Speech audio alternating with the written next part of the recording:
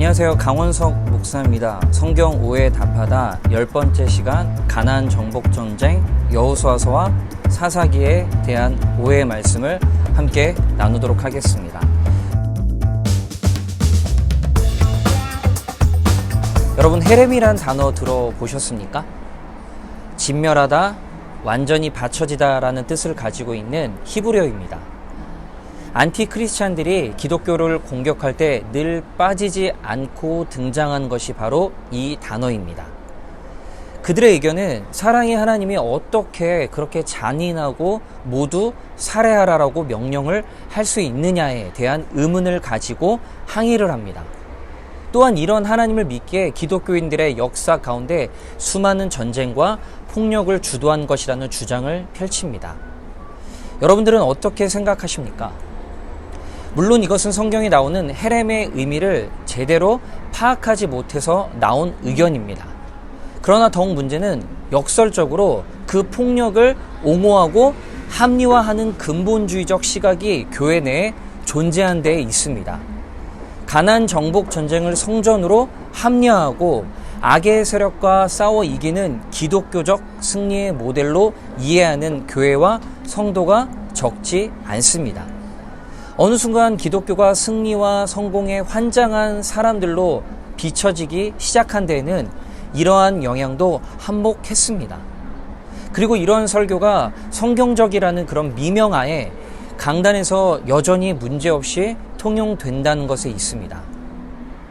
이들은 자신의 경쟁자나 자신에게 비판적인 사람들과 싸워 이겨야 하는 경우를 흔히 가나안 정복 전쟁에 비유하고 특히 교회의 뭔가 불이익을 주려는 세상의 모든 도전에 대해 가나안 전쟁처럼 싸워 이겨야 한다고 주장합니다.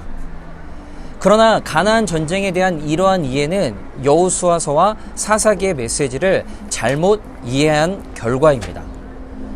오늘은 이 잘못된 오해를 바로 잡아보는 시간을 갖도록 하겠습니다. 성경을 읽다 보면은 정경들이 서로 조화를 이룰 뿐만 아니라 상호 견제와 긴장 관계에 놓여 있음을 발견할 수 있습니다.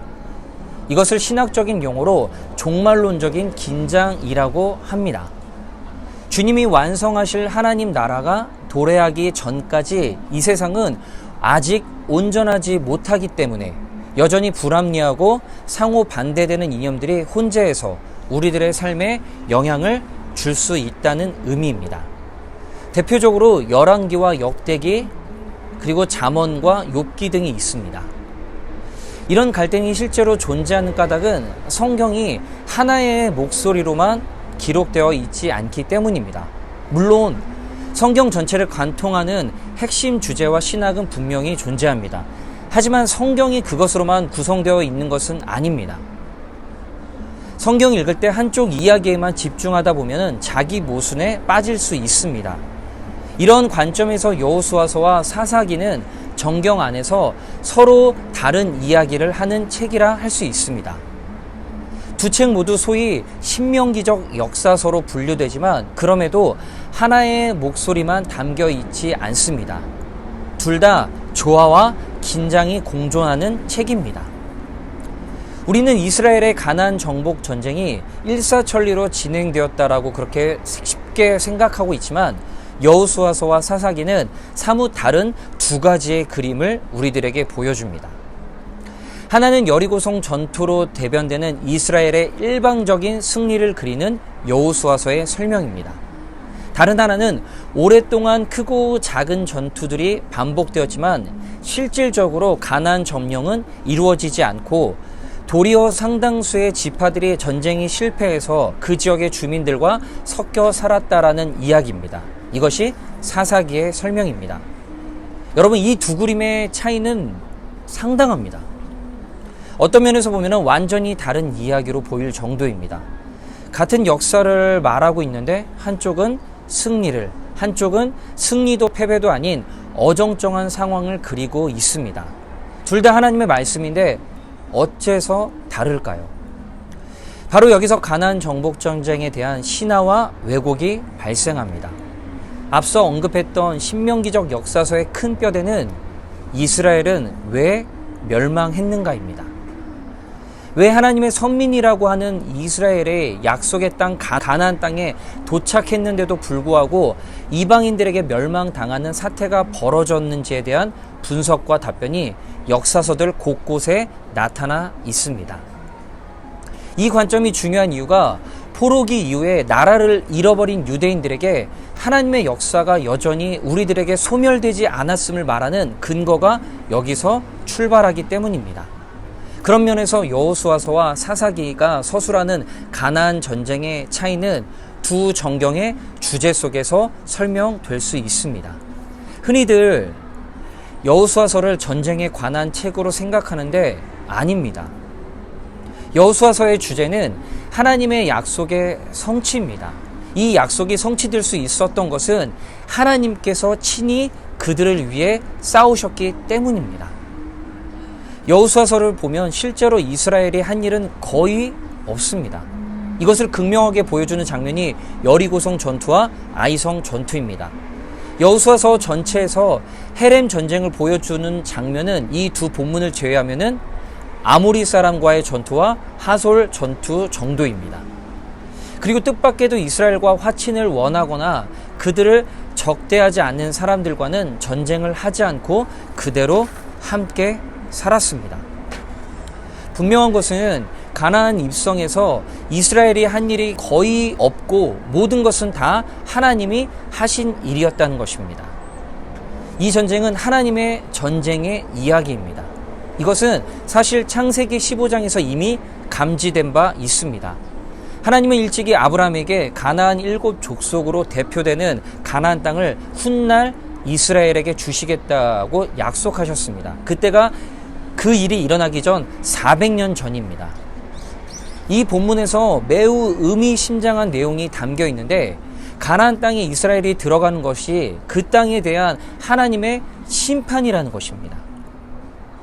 이것은 여호수아서의 전멸 전쟁 개념으로 연결됩니다. 가나안 땅에 이스라엘이 입성한 것은 그들이 거할 땅을 마련해 주려고 하나님께서 그곳에 있는 사람들을 마구잡이로 죽이신 게 아니라 그 땅의 패역함이 극에 달했기 때문에 노아의 홍수 때처럼 하나님의 진노의 심판에 놓이게 된 결과라는 것입니다. 여호수아서는 그것이 400년 후에 이스라엘이라는 도구를 통해 하나님이 성취하신 역사의 결과임을 말하고 있습니다. 이 원칙은 가나안 땅의 사람들뿐만 아니라 이스라엘에게도 동일하게 적용이 됩니다. 이스라엘도 하나님 앞에 올바르게 살지 못할 때 동일하게 아니 그 이상으로 준엄한 심판을 받을 것이라는 경고입니다. 이런 관점에서 보면 여호수아서는 이스라엘의 선민 사상이나 성전 따위의 개념은 존재하지 않습니다. 하나님의 역사는 순간적인 것이 아닙니다. 하나님의 역사는 인간의 관점이나 상황에 따라 좌지우지 되는 것이 아니고 그분의 주권적인 섭리에 따라 움직입니다. 또한 그것은 한쪽으로 치우치지 않고 공평하게 작동이 됩니다. 여호수아서는 바로 이러한 사실을 이스라엘의 역사 속에서 설명하고 있습니다.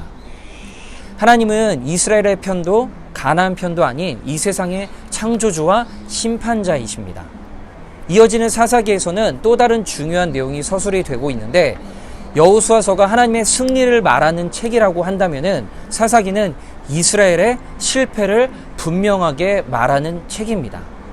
사사기는 가나안에서처럼 이스라엘이 치르는 전쟁과 이로 인한 땅 분배가 대부분 실패한 것처럼 서술하고 있습니다. 하나님의 전쟁을 포기하고 그 땅의 백성들과 타협하기로 한 결정으로 인해 그들의 미래가 암울해지고 그리고 그들이 하나님의 버림을 받을 수밖에 없다는 것을 선언하기도 합니다. 사사기는 하나님 앞에서 이스라엘이 저지른 불순종과 타락의 모습을 단계적으로 서술해 나가는 책입니다. 또한 여호수아서 4호부터 삼손에 이르기까지 사사들의 모습을 통해 이스라엘이 갈수록 패역해지고 부패해지는 모습을 철저하게 고발하고 있습니다. 오늘도 하나님은 우리에게 그 땅을 주셨으니 가서 싸워 이기고 그들을 멸절하고 취하라고 선동하는 사람들, 그들은 우리들의 밥이고 하나님은 우리의 편이니 승리는 우리에게 있다라고 소리치는 자들은 여호수아서와 사사기를 오해하고 있는 사람들입니다. 두 정경은 하나님 앞에 바르게 서지 못한 이스라엘에 대한 뼈아픈 역사의 교훈이며 그 안에는 후대의 하나님의 백성을 향한 엄중한 경고가 담겨 있습니다. 그런 의미에서 우리에게 가나안은 단순히 젖과 꿀이 흐르는 땅이 아니라 우리의 신앙이 진짜인지 가짜인지 이것을 드러내주는 시험대입니다. 이상 성경 오해에 답하다 10번째 시간 가나안 정복전쟁 여호수아서와 사사기의 오해였습니다. 감사합니다.